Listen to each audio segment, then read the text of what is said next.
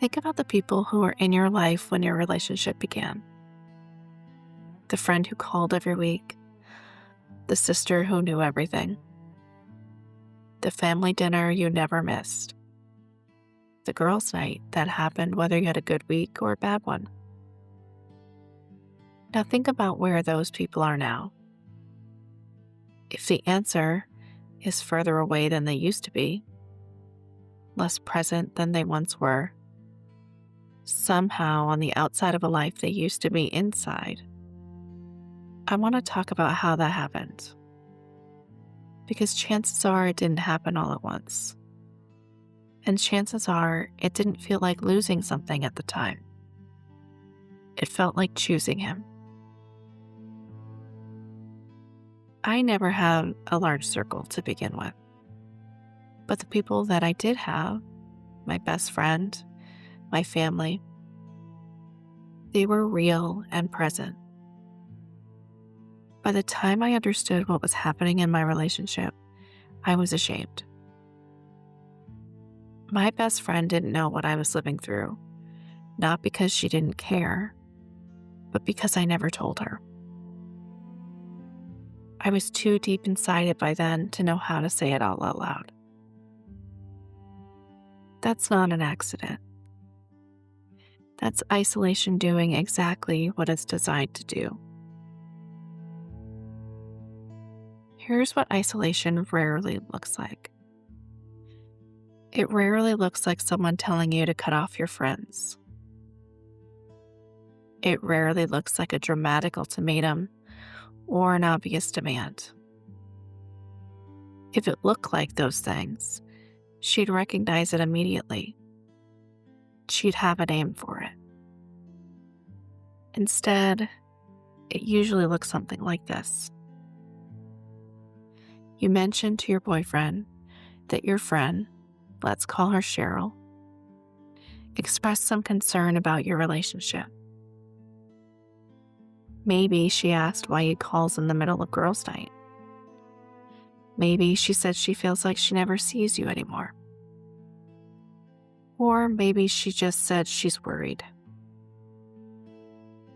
His response isn't anger exactly.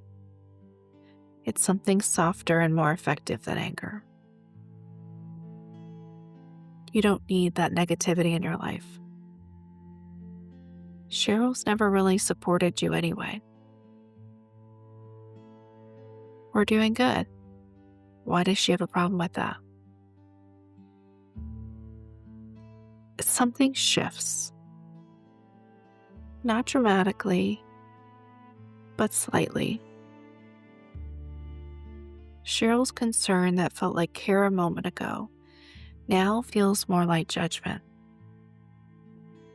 His certainty about your relationship feels a lot like stability.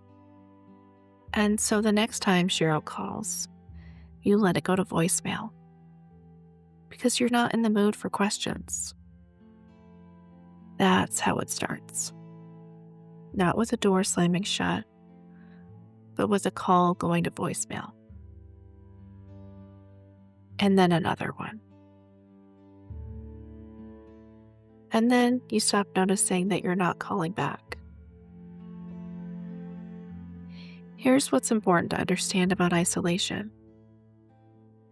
It's not incidental. It isn't the result of a man who just happens to be possessive, or maybe a little insecure. It's functional. It serves a specific purpose. The smaller her circle gets, the fewer dissenting voices there are. The fewer people who might say, wait, that doesn't sound right. The fewer opportunities she has to hear her own story reflected back by someone who loves her and isn't inside of it. He might even frame the shrinking circle as a good thing. Doesn't it feel better without the drama? Aren't we closer now that it's just us? He's not wrong that it's quieter. He's just not telling her why. In my relationship, my family was close geographically, but we never visited them together.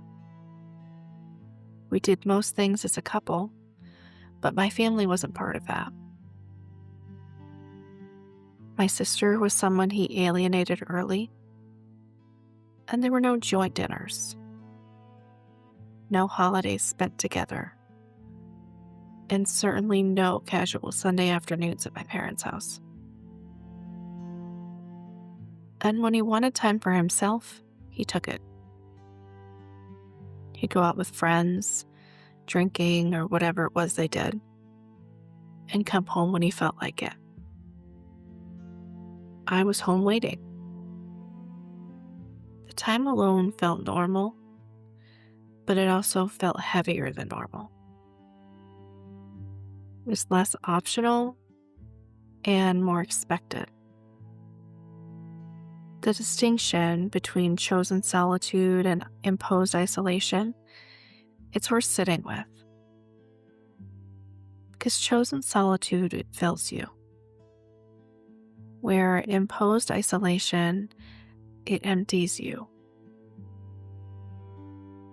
One feels like rest, and the other feels like a waiting room that you can't leave.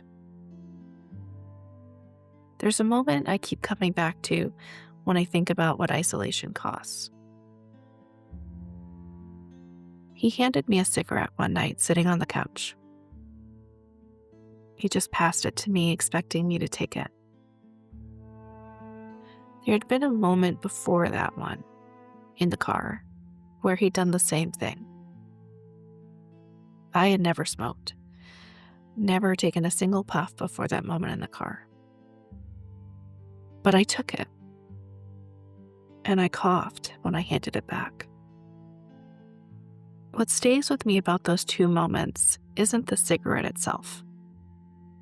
It's what he said afterward.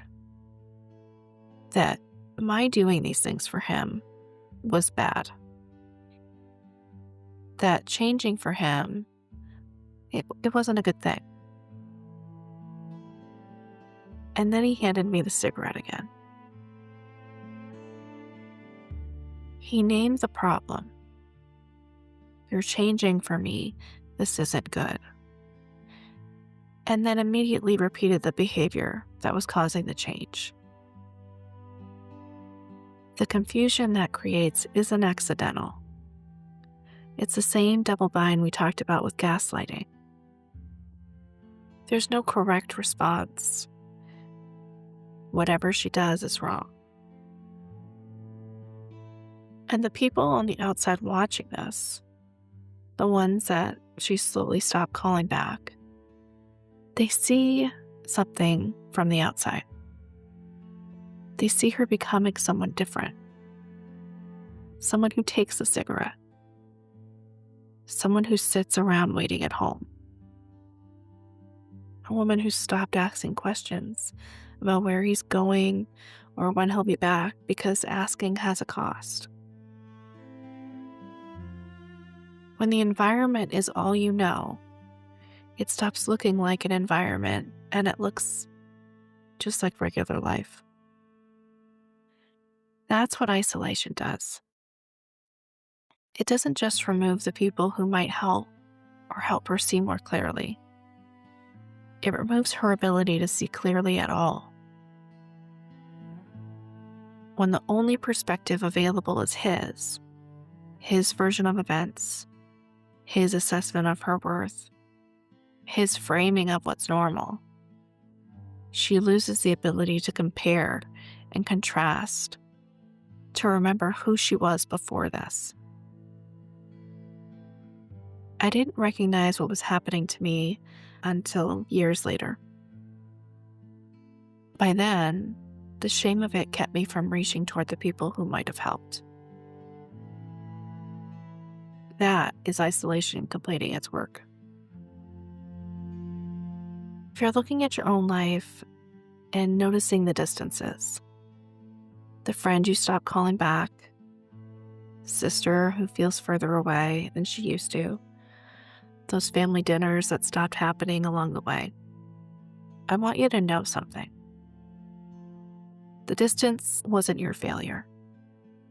It wasn't your choice in any real sense of the word.